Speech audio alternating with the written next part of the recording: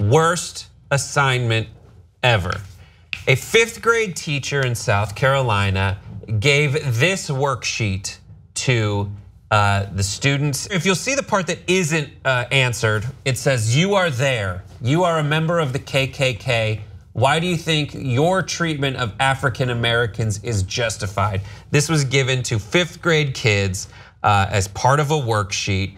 And as you see on the top, it's like KKK, purpose and motivations, effects on opportunities of African Americans, and illustration. The uncle of a African American kid pointed this out and was like, "What the hell are you having kids do?" We'll discuss it. Thoughts, 5 words or less. Why? It's time to get real. This is not okay, KK. So what was he thinking? What is this assignment? Okay, so I get the intent of the assignment. Or I think I'm trying to grasp the intent. Yeah. They're trying to probably in the light of Charlottesville and how prevalent racism and things of that nature are readily available for kids to see.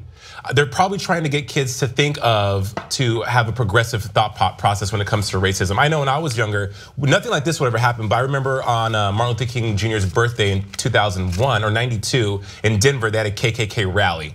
Okay. And it was scary for me because I was always taught the KKK stood for this, which they do. So I think that the teacher, who was African American, was trying to get kids to think about racism, how it affects other people, and why it's bad. Now, this exercise is in poor taste because illustrations, you're gonna have kids that are probably gonna write things like, well, the KKK is cool, or you never know what they're gonna say because kids say the darnest things. But I think the intent was good. It was just poorly executed. Yeah. Yeah, I think so too. I'm right with you. I think that the intention was there, but I really have a problem with how the question was worded because it only gives you the option to answer it one way, and that is to basically back white supremacy and the KKK. I feel like if you would have asked it more on the terms of like, do you think that their treatment of African Americans were justified? Why or why not? That would give kids the option to be like, no, this like wasn't good in any way. Yeah, whereas the way that they have it worded, it's like the kids basically have to find a way to justify the actions of the KKK. Right, there was some person, Tremaine Cooper, the uncle, says, "I believe the conversation needs to be elevated." That's the uncle talking, and that, yeah, exactly. Because there's so many things that you think back to when you were a kid, and maybe someone was trying to teach you a lesson in a very sophisticated way. Yeah. But you did not pick up on that lesson. Yeah. And the wording does sound like they're indoctrinating. It's kind of like assuming that it is justified for the KKK to treat blacks a certain way. And that way being terribly and discriminatorily and violently. And I think a kid might read that question and absolutely assume like, well, I guess it is okay. So what's the right answer here? Right. To back it up, what's the like showing my work version of proving that it's okay to discriminate?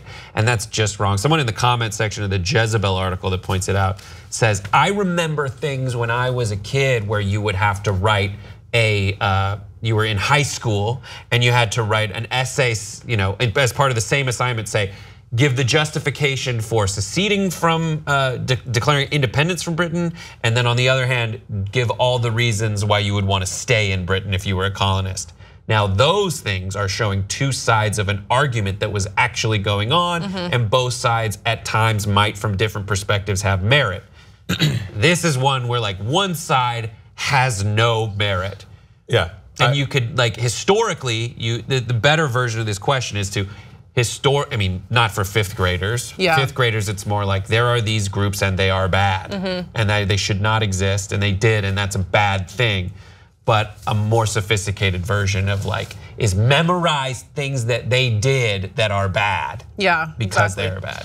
And my 5 words, I said it's time to get real, and what I meant by that was when I was growing up, the only images of racism you had where you had to kind of search them out. You saw them, you'd watch movies, or you like the movie A Dry White Season about the apartheid and stuff like that. You had things that were there, but when I say it's time to get real, it's because now in 2017, you turn on the TV and racism is like a program. You could turn to Channel 5 and have a whole racist news show about things that are going on in the world. So these kids, it's very indicative of the world we live in now. So I'm saying it's time to get real. I think that we should be educating and talking to kids about racism at a young age, because these people that are racist now, that was taught to them at a very young age. Racism is taught. You're not born hating other people. That's something you're proselytized into that by your parents or your family. So I think that teachers wanting, or adults or people that are in control wanting to bring awareness to the youth of America and the youth of our future about racism is good. I also think, so there was a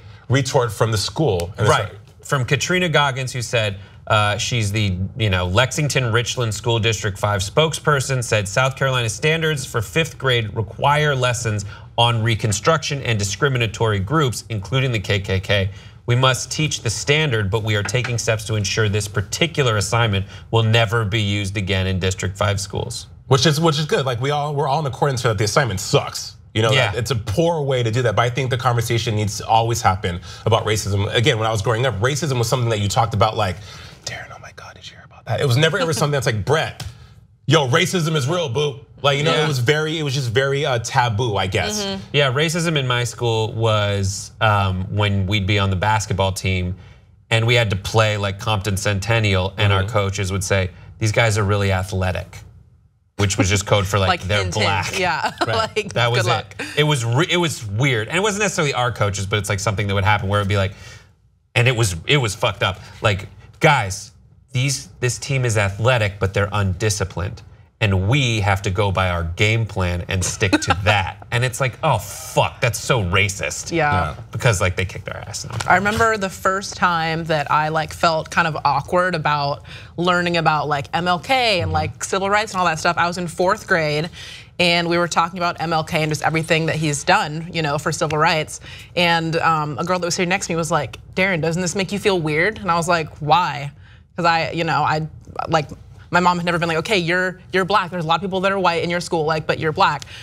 She's like, does this make you feel weird? And I was like, no, why? She's like, cause you're black. And ever since then, whenever kids would, talk about, or in school, when you learn about civil rights, when you learn about, the treatment of African Americans through history, I'd always be like, oh my gosh, is everybody looking at me? Like, does everybody think that I feel weird about this? How'd you deal with it? I agree. I just like pretended like I didn't even like.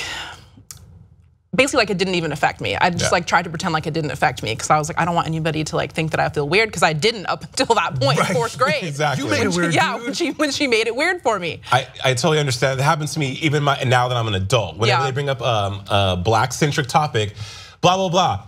Jason, what do you think? It's always. I was on an after show for Empire, and I was the only African-American cast member on this after show. And Empire, of course, as you know, is a black-centric show. And so every time they would bring up something that was a little controversial, Jason, what do you think? Like, being the only black person, I'm thinking like, okay, well, first of all, making it awkward for me just drives home your own thought process about being African-American. And two, I think that a conversation should be had. Yes, I'm black, but people at work sometimes like, well, there's 2 Jasons who are at work, the white one and the black one. They'll say, well, Jason, help me. Well, which one? It's like the black one or the white one, dude. It doesn't have to be that awkward, And I feel like my sister's biracial, and I always ask her. Well, I asked her before she told me, Joanna, who do you identify with? Do you see yourself as a Latina female or a black female? She said, I see myself as a black female, and I was like, why? She said, because I look black into the world. They're not going to take the time to be like, oh, she's biracial. She's a black female. So it's really weird, the black conversation. Also, me growing up too, being black, 6'2", and athletic, and not playing sports, that was an issue for people. Where everyone's like, you're wasting it. You're wasting it. Every day. Coach Martinez, Carter, you want to dance? Like, when you could be a star athlete. I'm like, have you seen me dribble a ball? It's a tragic event. Was he like, the 2-3 defense is choreography? Yeah, right. You have that extra tendon, that extra Achilles heel you're born with because you're black that gives you that up on the competition. You know that, right? Oh my God. So many stereotypes, so stupid. Oh, that's so amazing. Yeah, hopefully this, it won't come back according to Katrina Goggins, this lesson plan, and I think that's good, but as we say, I hope the conversation doesn't disappear.